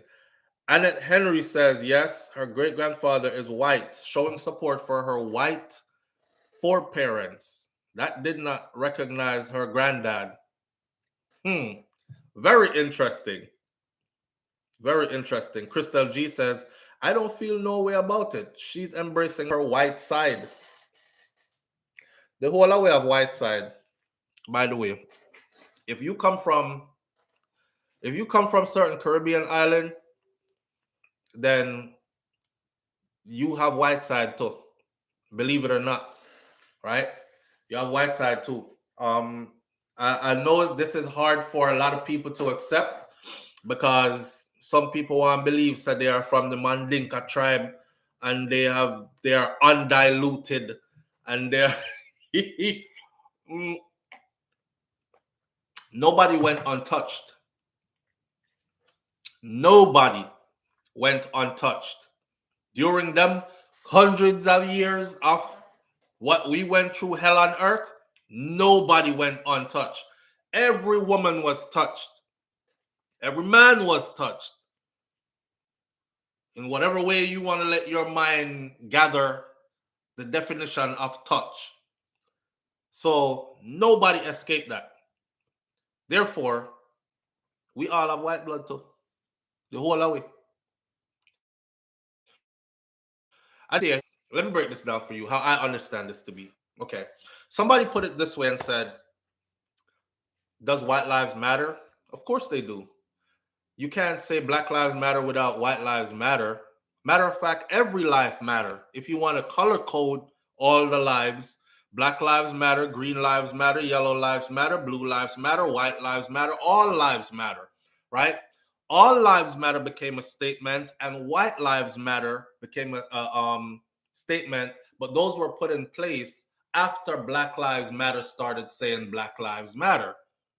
And it was only to drown out the sound of Black Lives Matter. Here's the thing. We have never had to wonder if white lives matter. So it wasn't necessary to put it on shirts. It wasn't necessary to hold it up on cards to remind people that it mattered. We always knew that it mattered.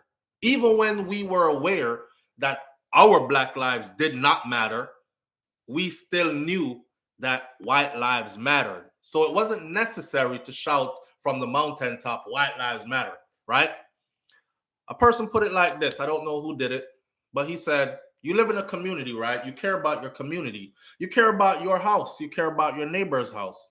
If you see a man knock out a window at the side of your neighbor's house and you can see it from your house and he's reaching in to get a doorknob or crawling in, you're going to grab your phone and call the police, right?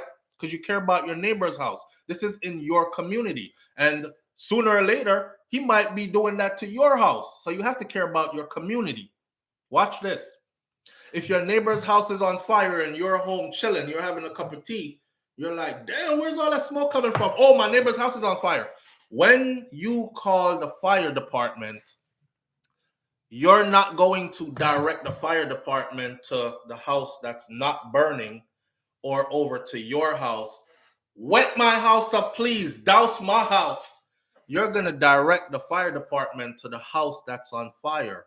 That's your neighbor's house. It's kind of similar. The community being us, people in general, and the world, regardless of nationality and color and all this stuff, right? That's the community, the world, our community as humans, our earth. Some people are in trouble. Some people are not. Some people are privileged and some people are in trouble. So it's not fitting for the people who are privileged to keep reminding the people who are in trouble and in need of their help that we matter. We matter. Why are you saying you matter? We matter too, right? We know you matter. We've never said you did not matter. No one ever said black lives or white lives do not matter. No one ever said that, ever. All they said was Black Lives Matter. And once they started saying Black Lives Matter, you started having White Lives Matter. You started having Blue Lives Matter. You started having All Lives Matter. We know that all lives matter, but all lives cannot matter while you're leaving out Black lives. So we have to remind you, Black lives is a part of all lives. So let Black lives matter too, like it really does matter. Sad part about that, though, is this.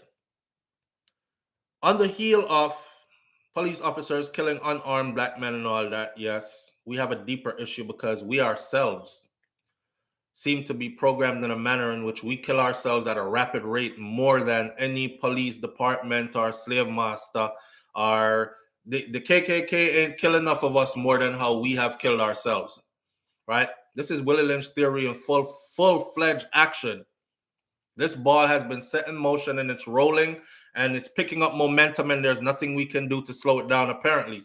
Once it is instilled in them, we will just have to step back and watch it, and they will teach it to their children and their children's children and their children's children, and they will continue to destroy themselves for generations to come. Somebody actually pen and paper this rotted in, my friend.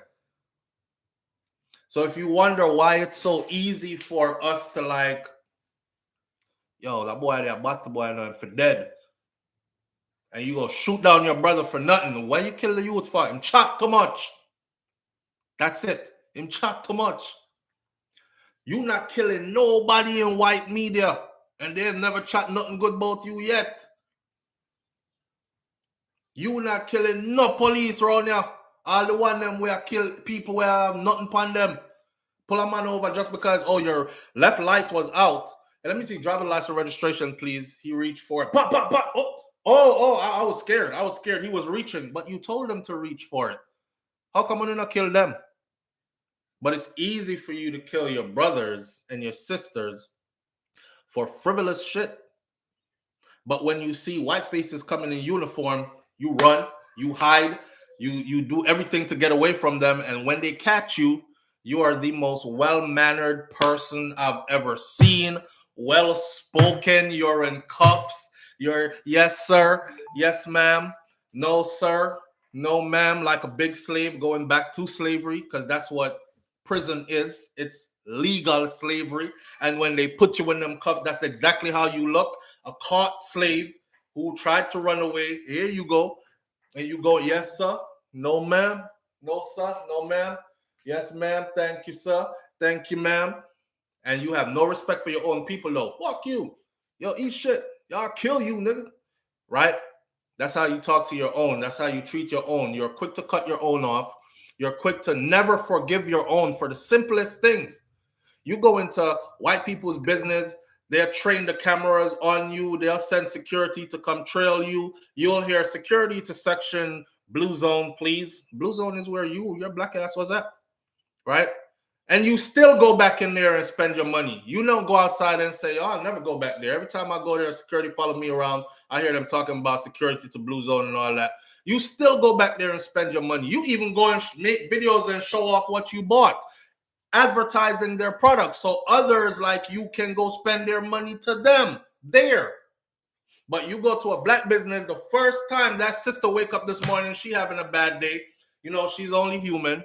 She having a bad day. Her husband done said some off-the-wall stuff to her. She had to drop the kids to school before she came and opened this business. She's starting out in the morning. The first little attitude she gave you, you let the whole neighborhood know, I'm never going back there. I ain't never going back there. Them motherfuckers, they don't know how to talk to people. I'm spending my money in here. This is how we do each other. So we are worse to us than any enemy has been to us. And I dare anybody to show me different. Look at the killing rate in Jamaica. It ain't no white man no done there. That's black on black crime. That's murder. Us murdering each other. And then put on a shirt that said Black Lives Matter. Listen, man, if that stuff don't matter to us, don't expect it to matter to others.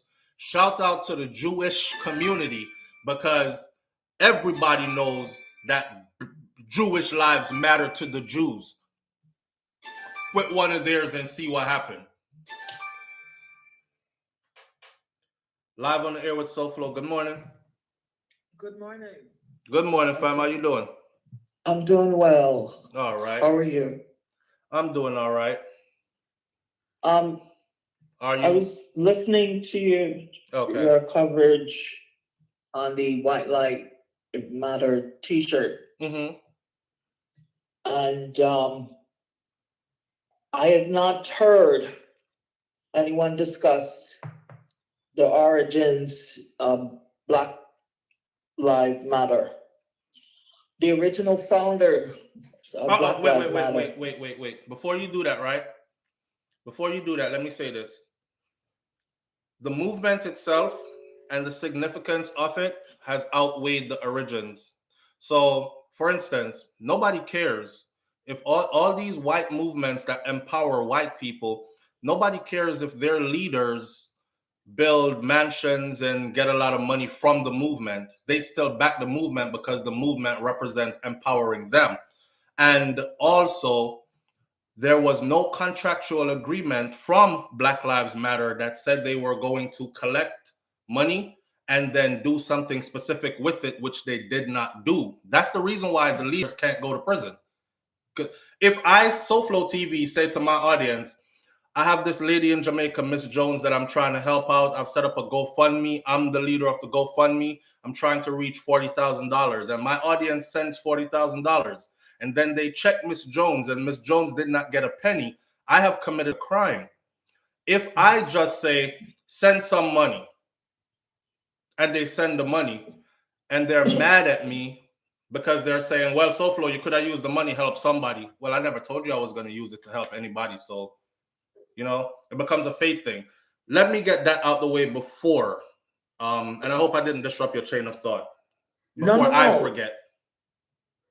What it is that I noticed, the original founders of Black Lives Matter, most of them, if not all of them, were murdered. Black Lives Matter was corrupted. It was infiltrated. It was bought out. Soros money. Like hip hop and reggae. All right. So the Black Lives Matters that we send on, it is a mockery of the original founders of Black Lives Matters.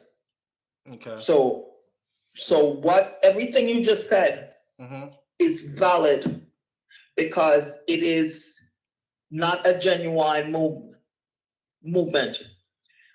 The original founders were murdered. Are they able to mobilize people to a cause?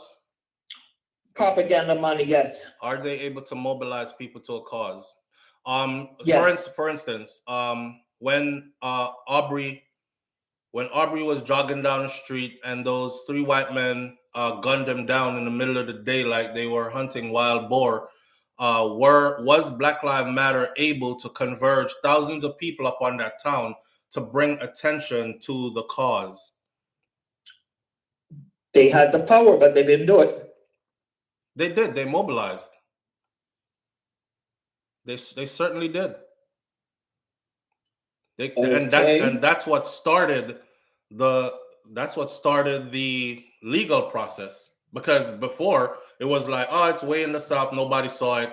It showed on the news once or twice. Nothing's gonna happen.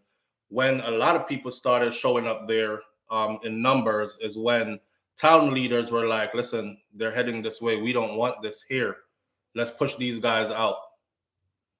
It's kind of like when that one guy on the block killed somebody and he shouldn't have, and all the drug dealers are like, everybody knows they sell drugs on this block. So now they're like, listen, nobody can make any money around here because now they flooded the spot.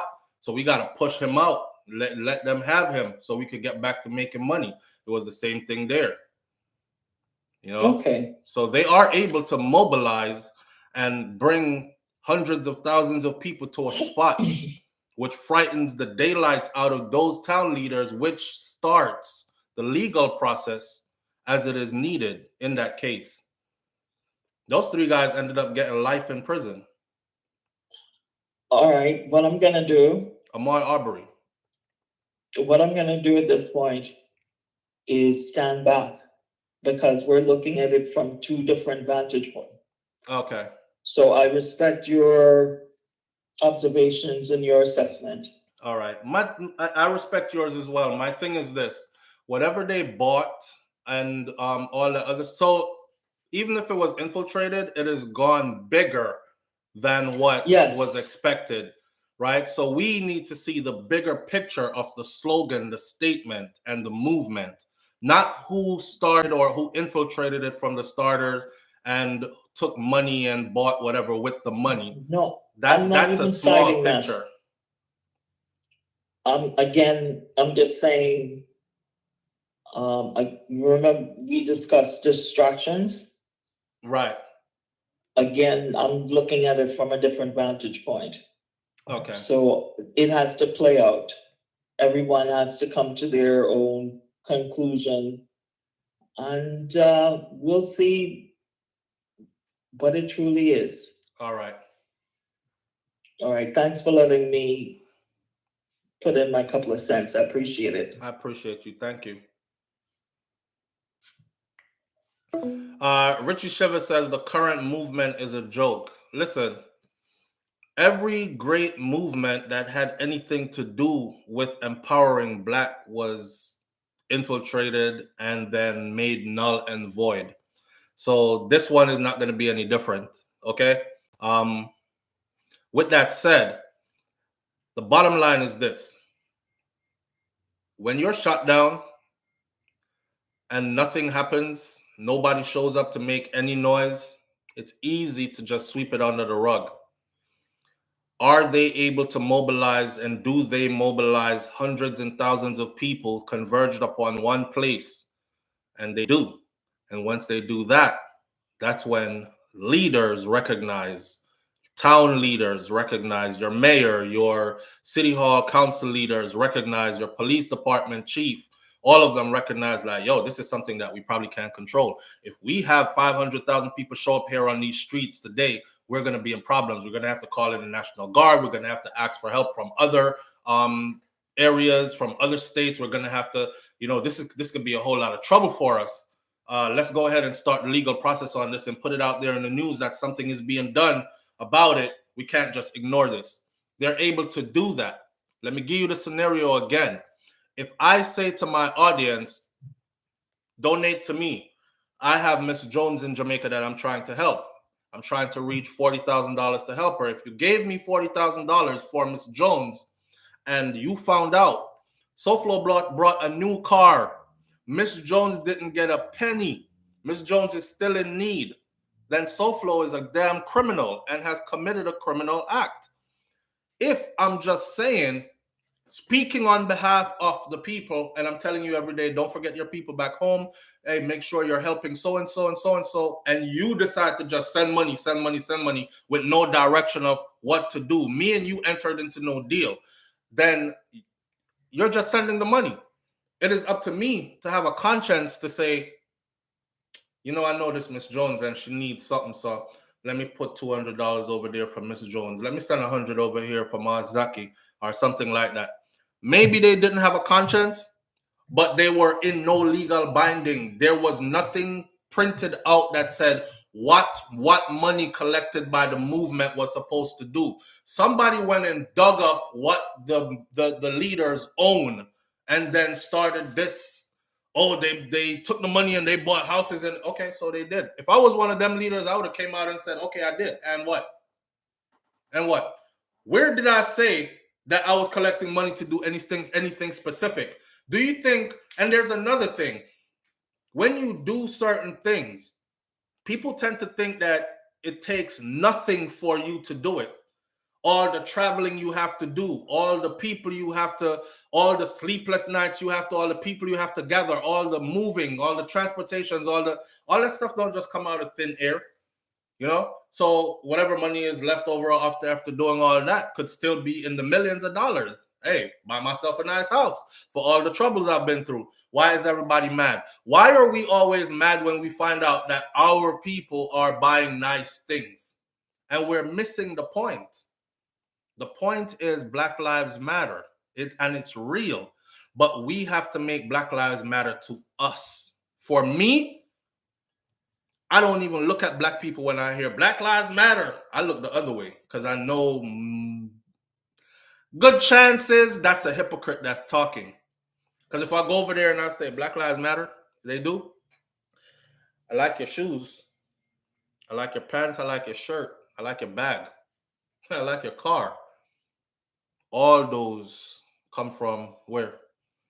You're empowering somebody else financially while screaming Black Lives Matter. How much do you spend with Black businesses? How many Black businesses do you support? And we could go on and on and on. How do you treat other Black people? Yeah, especially today's generation. How do you treat other black people? 2 middle fingers up, F a nigga, I don't give a damn. Don't tell me nothing. There's no love there. Other people see it from the outside, and that's why it really means nothing to them. And I brought up the Jewish community earlier because, and the Asian community, especially Chinese. That's another community that everybody knows. If you touch one of theirs, a whole lot of shit's about to happen. You know what I'm saying? And that's because they don't need to put it on a shirt. They act it in real life. You hear what I said? They don't need to put it on a shirt. They act it in real life. If we were acting it in real life, doing it in real life, we wouldn't need to put it on a shirt either. They would just know that, yo, they would be saying it instead of us. Black Lives Matter, dog. Better leave them people alone. It's about to get serious. Isn't that what we say about the Jewish community? Jewish Lives Matter, yo. Better leave them people alone before it gets serious. You know how they do. With that said, let that be food for thought for the day. All right. The Buffalo Soul, the rest, we converge inside of churches every day and we donate, we give tithes and offerings, and preachers, not all, have bought and used that money for many things and not for building their communities. Exactly. And the church is one of those things that has kept the black community at a certain place for as long as ever, while these preachers get filthy rich. And nobody complains. Why Pastor wearing all them nice suits and he don't work nowhere? All he do is preach. Where in the Bible it say Pastor's supposed to collect all this money and use it on himself and have nice house and have the best cars and his children go to the best schools out of his congregation pocket, and most of them are suffering. And we don't complain because we're trained to do that already. See? So with her putting on that White Lives Matter shirt, white lives do matter. And at the basic sense, I see nothing wrong with her shirt. If I put on a shirt and the shirt says Asian lives matter or Chinese people matter, Chinese people's lives matter, you could be mad all you want to, but their lives do matter. You know what I'm saying? But I know what the bigger picture is and the bigger meaning behind them wearing that. It was to spark this kind of a conversation right here. So let's end this video by saying this. Black lives won't matter to no damn body until it starts to matter to us. And when it really starts to matter to us because we're living it, we won't need to put it on a shirt anymore. They will know that it matters without us even saying it, that it matters. We only beat off with gum and say it matters because it really doesn't matter to us. And we're trying to convince somebody that it really does. With that said, I'm going to leave you right there. Let's keep it up. Let's keep it positive. All right. Have a wonderful weekend. Get out there, enjoy yourself, live good. Keep your headspace clear. Be happy. Life is short. All right. And I'll catch you on the next video. I'm out. Peace.